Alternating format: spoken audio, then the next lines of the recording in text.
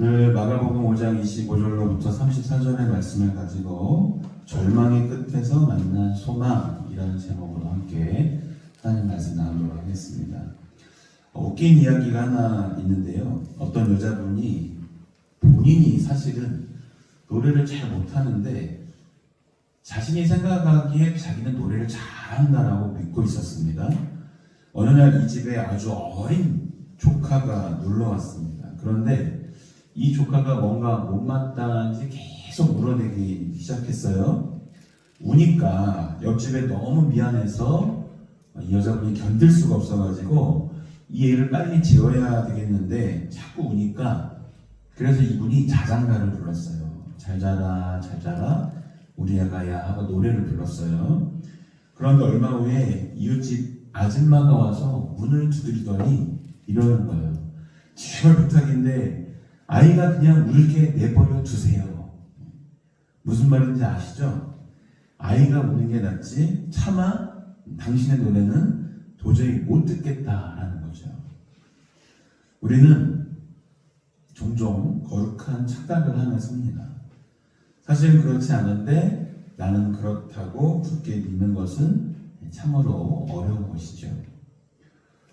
오늘 우리는 성경 본문의 속에서 하나님 앞에 또 예수님 앞에 믿음으로 나아가서 자신의 문제를 해결받은 한 여인의 이야기를 엿볼 수가 있습니다. 사실은 예수님이 지나가실 때 많은 사람들이 그 예수님을 따라갔습니다. 밀고 당기고 정신이 없습니다. 예수님이 오셨다고 하니까 그 동네 사람들이 다 모였던 것 같아요. 많은 사람들이 예수님을 따르고 또 밀치고 당기고 했지만 그 중에서 진짜 예수님을 만난 사람, 여러분 예수님을 통해 자신의 문제가 해결된 사람은 한 사람밖에 없었습니다. 오늘도 우리가 다양한 모습으로 한 주간 살다가 이렇게 예배당에 나와서 예배를 드리지만 정말 얼마나 많은 사람들이 예수님을 만나고 또 예수님의 은혜를 체험하고 예수님을 통해서 응답을 경험하느냐라는 것입니다. 도대체 어떤 차이가 있는 것일까요? 똑같은 장소에서 똑같은 시간에 예배를 드리는데 똑같은 찬송을 드리고 똑같은 설교를 듣는데 왜 어떤 사람은 응답받고 왜 어떤 사람은 응답받지 못하는가? 그 차이는 무엇일까요? 오늘 본문 속에서 그 해답을 한번 찾아보려고 합니다. 여러분 오늘 우리 성경 25절로 26절을 함께 읽어보겠습니다.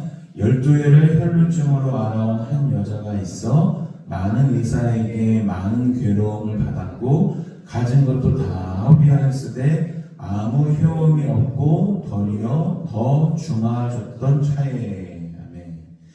자, 이 여자는 이 두 구절만 읽어봐도 행복한 여자일까요? 불행한 여자일까요? 네, 매우 불행한 여자입니다. 12년 동안, 무려 12년 동안 혈루병을 앓았어요. 혈루병이라는 것은 레위기 15장에 보면 유출병이라고 합니다. 그러니까 자꾸 하혈을 해서 피를 내는 것입니다. 이 당시에는 여자가 출혈을 하게 되면 부정한 여인으로 찍혀서요. 이렇게 와서 예배를 드리지도 못했고 성전에 들어올 수도 없었고 또 가족들과 만날 수도 없었습니다. 그 여자의 손이 닿는 것은 다 부정하기 때문에 다 깨뜨려 버리든가 없애버리든가 해야 했습니다. 또 불로 태워버려야 했지요. 사람도 만나지 못하는 이런 안타까운 상황에 처해 있게 된 것입니다. 자, 이 여인은 병을 고치기 위해서 애를 썼습니다. 많은 의사를 찾아다녔습니다. 12년이라는 긴 세월 동안 명의라는 명의는 다 찾아갔어요. 누가 좋은 의사다, 무슨 약이 좋다, 아마 안 해본 것이 없을 거예요. 그래서 긴 병을 앓고 있는 분들의 신방을 가보면 병장에 약봉지가 한두 개가 아닙니다. 보통 막 20, 30개가 됩니다. 먹다가만 약도 수도 없이 많죠. 한두 번 먹고 그만 설사가 나서 그 많은 약을 못 먹고 방치해둔 경우도 있지요. 얼마나 많은 고생을 했겠습니까? 그런데 이 병이 차도가 없었습니다. 오히려 병이 더 중하여졌다라는 것입니다. 답답한 노릇이죠. 그렇게 많은 돈을 쓰고 그렇게 애를 썼으면 뭔가 차도가 있어야 하는데 오히려 병은 더 중하여졌다. 그리고 아마 돈이 있었을 거예요. 그런데 12년 동안 병치하다 보니까 그 돈을 다 탕진해 버렸어요. 오늘 성경에 보니까 돈을 다 허비하여 쓰되 아무 효험이 없고 도리어 더 중하여졌다 했습니다. 자, 이 여인의 입장이 참 안타깝게 되었어요. 이러니까 이 여자분의 마음이 어떠했겠습니까? 절망에 빠질 수밖에 없었던 것입니다. 돈이라도 좀 남아 있었으면 좀 더 의사들을 찾아가 보았을 텐데 이제는 남은 돈도 없어요. 좋은 의사는 다 안 나갔어요. 해결이 안 돼요. 차도가 없습니다. 점점 더 병이 중하여졌다고 합니다. 어떤 TV 프로그램에 나왔는데 아들이 백혈병에 걸려서 몇 년간 투병을 했어요. 백혈병을 거의 다 정복하고 회복될 지경에 이르러서 그 기쁨을 이웃과 함께 나누기 위해서 TV에 출연을 했습니다. 자, 그런데 오랜 병 뒤에 남은 게 무엇이냐라고 물어봤더니 남은 게 아무것도 없어요. 빚더미에 올랐습니다. 그리고 월 30만 원짜리 월세 집 하나밖에 남은 게 없었어요. 그 긴 투병에 남아날 돈이 없었다라는 것입니다. 참 이래서 질병이라는 것이 어찌 보면 인간에게는 불행한 것이 아닐 수가 없습니다. 오늘 이 여인에게는 죽음의 그림자가 서서히 다가오고 있었습니다. 이 여인에게는 더 이상 아무런 소망이 없었습니다. 이제 그 여인이 할 수 있는 것은 죽는 일밖에 없었습니다. 아마 그런 마음이 있었을 거예요. 이제는 모든 걸 다 포기하고 그만 인생을 끝내버릴까? 아마 그런 생각일라 왜 안 했겠습니까? 너무 어려운 일이 자꾸 오랫동안 반복되면 사람들은 절망에 빠지고 결국은 죽음이라는 것도 생각을 하게 됩니다. 오늘 이 여인의 비참함, 12년 동안 많은 의원들에게 고통을 당하고 재산을 다 탕진해버리는, 그래서 가족들과 헤어져 버리고 아들, 딸 얼굴도 볼 수 없는 이런 외로움, 고독 가운데 있을 때 그녀는 무엇을 생각을 했을까요? 바로 병이 중하였던 차에 소문이 들려왔습니다. 어떤 소문일까요? 여러분, 소문은 좋은 소문도 있고 나쁜 소문도 있습니다. 나쁜 소문은 날 더 불행하게 만들고 괴롭게 만들지만 좋은 소문은 희망을 주고 기쁨을 줍니다. 오늘 이 여인에게 들려왔던 소문은 아주 좋은 소문이었어요. 자, 어떤 소문이었을까요? 27절, 8절 말씀 같이 읽어보겠습니다. 예수의 소문을 듣고 무리 가운데 끼어 뒤로 와서 그의 옷에 손을 대니 이는 내가 그의 옷에만 손을 대어도 구원을 받으리라 생각함일러라. 아멘. 자, 누구에 대한 소문이에요? 예수님의 소문이에요. 예수라는 하나님의 아들이 오셨는데 그분은 병자를 고치시고 죽은 자도 살리시고 모든 사람을 다 받아주신다는 그 소문, 바람결을 타고 흘러오는 그 소문이 이 여인의 마음속에 열정을 일으키고 희망을 불러일으키기 시작했습니다. 꺼져가는 불씨 가운데 다시 희망의 심지를 불러일으키기 시작했어요. 여인의 마음속에 그 소문을 듣고 믿음이 생겼습니다. 내가 예수님을 만나면 내 문제가 해결될 것 같다. 내가 예수님께 손을 대면 내 병이 고침을 받을 것 같다.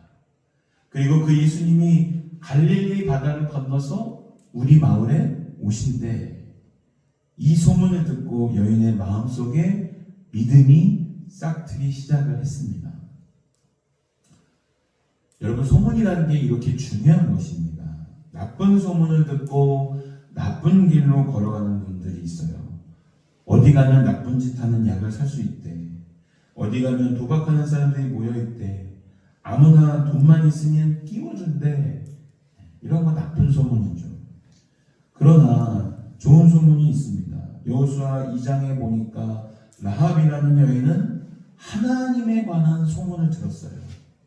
하나님은 위대하신 분이신데 그분이 능력으로 홍해를 가르고 광야에서 그 백성들에게 떡을 먹이시고 반석을 터뜨려서 생수를 허락하셨대.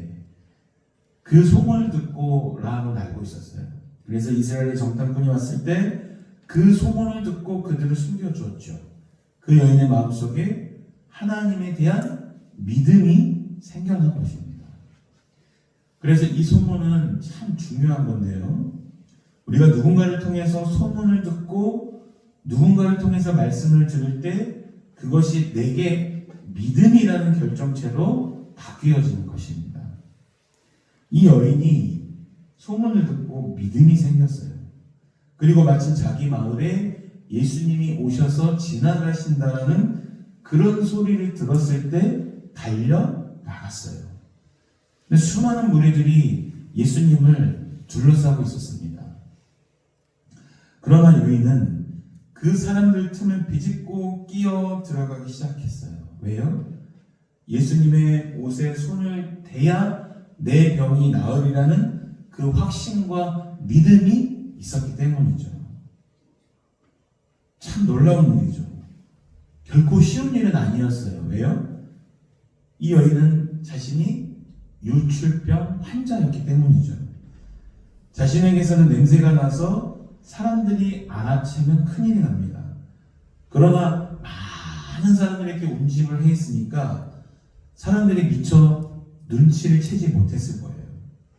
그러자 사람들을 밀치고 조금씩 들어가서 떨리는 손으로 예수님의 옷깃에 손을 대는 순간 어떤 일이 일어났을까요?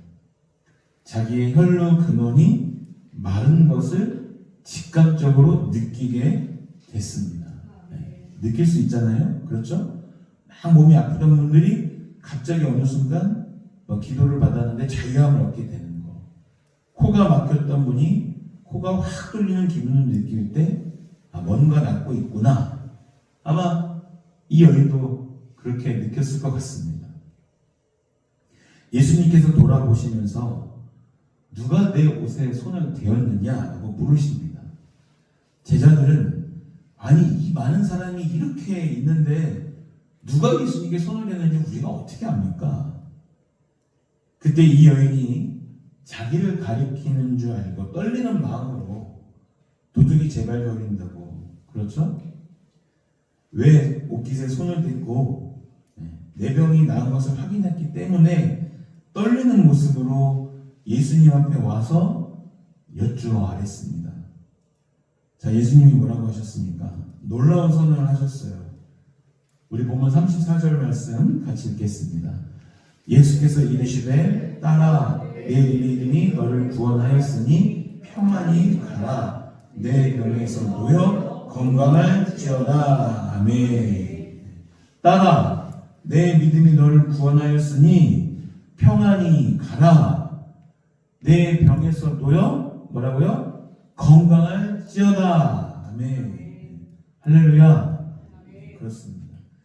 이 여인의 믿음이 또 훌륭했죠.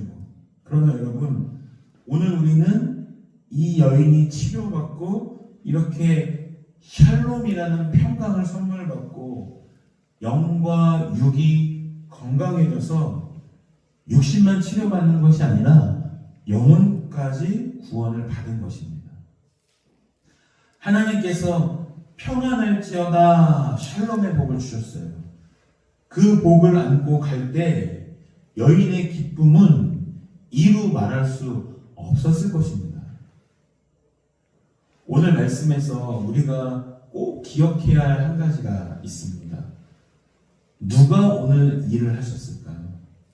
오늘 누가 이 여인을 이 자리까지 불러내었고 이 여인으로 하여금 내가 예수님의 옷에 손을 대면 내 병이 나으리라는 확신을 갖게 되었고 그리고 그가 그 일을 가만히 하게 된 배후에는 누가 계셨을까요? 바로 예수 그리스도가 계신 줄로 믿으시길 바랍니다. 바로 예수님이 그렇게 하신 거예요. 하나님이 바로 그렇게 하셨다는 것입니다. 예수님은 오늘 이 여인을 이미 알고 계셨어요. 그리고 예수님은 이 여인을 위해서 소문을 내셨을 거예요. 여인의 병이 더 중하였기 때문에 여인은 예수님을 만날 수가 있었던 것입니다. 만약 이 여인의 병이 예수님을 만나기 전에 조금씩 차도가 있었더라면 아마 이 여인은 예수님을 만나려고 애쓰지 않았을 것입니다. 그러나 그 병이 더 중하여졌기 때문에 아직 돈이 많이 남아 있었으면 아직 예수님 앞에 안 나왔을지도 모르겠습니다. 그러나 가진 돈까지 다 떨어졌어요. 다른 희망이 없어요. 오직 주님만이 내 희망이요 예수님만이 나를 치료하실 수 있어. 그녀는 마지막 믿음을 가지고 주님 앞에 나오게 된 것입니다. 오늘 예수님께서 이 여인에게 놀라운 치유의 선물을 주신 줄로 믿으시기를 바랍니다. 또 이런 생각을 해볼 수 있습니다. 이 본문은 해당장 야이로의 딸이 치료받은 그 본문 사이에 샌드위치처럼 끼어 있습니다. 그래서 이 본문의 앞에는 해당장이 엎드려서 예수님께 와서 제 딸이 지금 죽어가고 있습니다. 좀 고쳐주세요. 그랬더니 알았어. 내가 너희 집에 갈게 하고 야이로와 함께 그의 집에 가는 도중에 이 여인을 만나게 된 거예요. 수많은 사람들이 예수님을 밀치고 그럴 때에 예수님이 빠른 걸음으로 막 걸어가셨더라면 이 여인이 가서 옷을 잡을 기회가 있었을까요? 없었을까요? 없었어요. 예수님이 빠른 걸음으로 사람들을 막 밀치고 걸어가셨다면 가서 만질 겨를이 없었습니다. 예수님은 사람들이 몰려있는 그곳을 천천히 가셨어요. 천천히. 그리하여 이 여인은 예수님께 접근할 수 있었습니다. 그래서 사람들이 밀치는 그런 와중에 비록 유출병 걸린 여자이지만 부정한 여자이지만 그는 떨리는 손으로 예수님의 그 옷깃에 손을 댈 수 있었습니다. 여인이 손을 대는 순간 예수님 자신에게서 생명의 능력, 치유의 능력을 그녀에게 흘려 보내주신 줄로 믿으시기 바랍니다. 그때 바로 기적이 일어난 줄로 믿으시기 바랍니다. 오늘 이 치유의 배후에는 하나님이 계시고 예수 그리스도가 역사하셨음을 믿으시기 바랍니다. 주님이 이 놀라운 일을 하셨습니다. 예수님은 여인에게 선언하십니다. 딸아, 네 병이 건강할지어다. 이 딸이라는 표현은 뭘까요? 예수님께서 이 여인을 내 가족으로, 하나님의 가족으로 받아들인다는 의미예요. 육신의 가족과도 떨어져서 만날 수 없고 사랑하는 남편도 못 보고 별거 중이던 이 여인, 고독하고 외로운 여인이 이제 예수님의 가족이 되었어요. 하나님의 가족이 되었습니다. 아니, 이 여인은 이제 하나님의 가족이 된 것뿐만이 아니라 육신의 가족품으로 돌아갈 수 있게 되었습니다. 얼마나 좋았을까요? 여인이 고침받고 돌아올 때 사랑하는 아들을 만나고 사랑하는 딸을 만나고 남편을 만나고 일가 친척을 만났을 때 얼마나 기쁘고 즐거웠을까요? 오늘 여인이 예수님을 만나고 그의 인생이 절망에서 희망으로 나아간 줄로 여러분 믿으시기를 바랍니다. 예수님을 만나면 이런 놀라운 기적이 따라온다는 것입니다. 그것은 꼭 질병의 문제만이 아닙니다. 가정이 회복되는 것입니다. 모든 어려운 문제들이 해결되기 시작하는 것입니다. 예수님을 만난 놀라운 기쁨인 것입니다. 오늘 이 예수님을 둘러싼 많은 사람이 있었지만 오늘 이 한 여인, 혈루증 걸린 이 여인만이 주님을 만났습니다. 주님의 응답을 경험하고 주님을 만날 수 있었습니다. 왜 그랬을까요? 오늘 여인은 믿음으로 예수님의 옷에 손을 대었기 때문입니다. 바꿔 말하면 주일에 우리가 예배당에 와서 하나님 앞에 예배를 드립니다. 주님 앞에 예배를 드리지만 정말 그 중에서 주님을 만나고 주님의 음성을 듣고 은혜를 체험하는 사람들은 얼마나 될까요? 이 예배를 통해서 기쁨이 샘솟고 질병이 치료받고 문제가 해결되는 이런 사람들은 얼마나 많이 있을까요? 결코 많지는 않을 것입니다. 왜 그럴까요? 오늘 우리가 어떤 마음으로 주님 앞에 나와 예배 드리느냐 하는 그것이 결정하기 때문입니다. 우리가 오늘 정말 이 아침에 믿음을 가지고 하나님 앞에 나와서 그 하나님 앞에 예배를 전심으로 드린다면 주님은 오늘도 연약한 우리를 만나 주실 줄로 믿습니다. 우리 안에 놀라운 기적이 일어날 줄로 믿습니다. 여러분이 잘 아시는 방송인 최성규 아나운서의 절절한 간증이 있는데요. 오랜 세월 방송인으로 살면서 이제 기독교 방송 CBS에 새롭게 하소서의 진행자로 오랜 세월을 또 하기도 했습니다. 이분은 모태 불교 집안에서 자랐고 집안이 다 불교와 무교 신앙을 믿는 집안이었대요. 본인은 10년간 불교 학생의 활동을 하고 회장까지 역임했을 정도로 독실한 불교 신자였고 그의 집안은 교회에 다니는 것을 극도로 싫어한 집안이었다고 합니다. 그런 그의 인생을 송두리째 바꿔놓은 결정적인 사건이 바로 자신의 딸 혜원이의 교통사고였습니다. 딸이 3살 때 집 앞에서 이삿짐 트럭에 치여서 생명이 위독한 상황에 놓이게 됐는데요.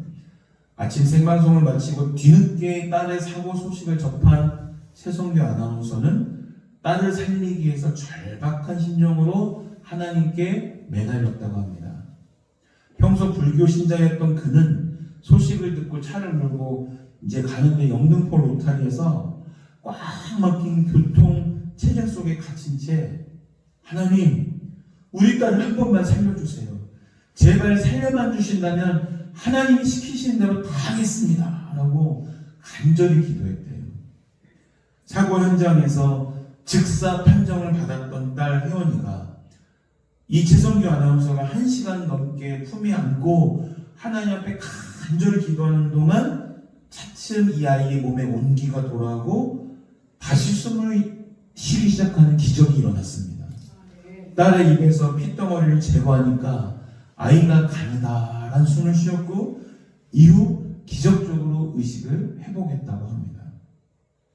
그는 이 모든 것이 그 영등포 로타리에서 하나님께 드렸던 간절한 기도 덕분이라고 확신하면서 그 순간 하나님이 살아계심을 분명히 체험했다라고 고백을 했습니다. 딸의 사고와 회복 과정은 그에게 깊은 신앙적 전환점을 마련해준 결정적인 계기가 되었습니다. 사랑하는 성도 여러분, 오늘도 우리가 하나님 앞에 나와 믿음으로 정말 예배할 수 있다면, 믿음 가지고 기도할 수 있다면 오늘도 하나님은 역사하신 줄로 믿으시길 바랍니다. 우리가 어떤 모습으로 예배를 드릴까? 우리 일생에 수많은 예배를 드리지만 정말 그것이 믿음으로 드리는 예배이냐 하는 것입니다. 특별히 여인은 유출병 환자입니다. 레위기 15장에 의하면 그런 부정한 여인은 사람들을 만날 수도 없고 또 사람들이 모이는 곳에 가면 돌에 맞아 죽을 수도 있었습니다. 어찌 보면 이 여인은 돌에 맞아 죽을 각오를 하고 예수님을 만난 거예요. 예수님의 옷에 손을 댄 거죠. 그것을 아셔야 됩니다. 이것은 그냥 누구나 할 수 있는 일이 아니에요. 이 여인의 모험이었습니다. 생명을 걸고 나아간 모험이었어요. 사람들이 만약에 이 여인을 알아본다면 그녀는 돌에 맞아 죽을 수 있는 그런 상황이었습니다. 놀랍게도 예수님의 능력이 이 여인의 부정함을 다 덮은 줄로 믿으시길 바랍니다. 부정한 여인이 예수님의 옷깃에 손을 대므로 예수님이 부정해지고 오염된 것이 아니라 예수님의 능력과 정결함이 이 여인의 부정을 다 덮은 것으로 믿으시기를 바랍니다. 그렇습니다. 예수님은 바로 하나님이십니다. 그분의 능력은 무궁무진하시고 위대하십니다.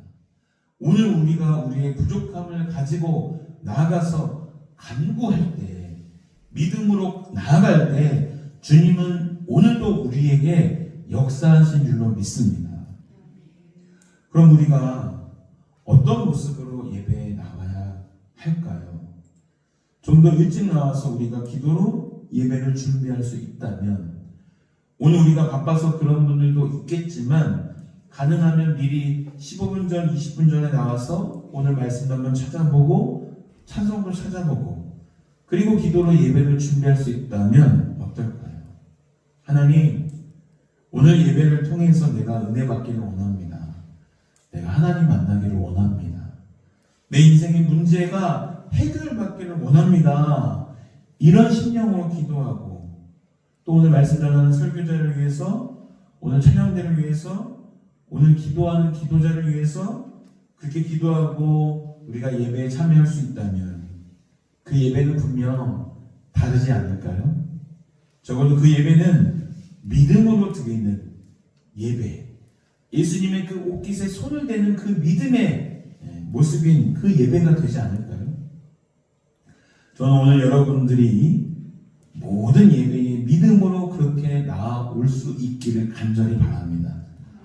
따라 내 믿음이 너를 구원하였으니 평안히 가라. 내 병에서 내가 떠날지어다. 이 놀라운 예수님의 치유의 선언이 우리 모두에게 임하실 수 있기를 주님의 이름으로 축원드립니다.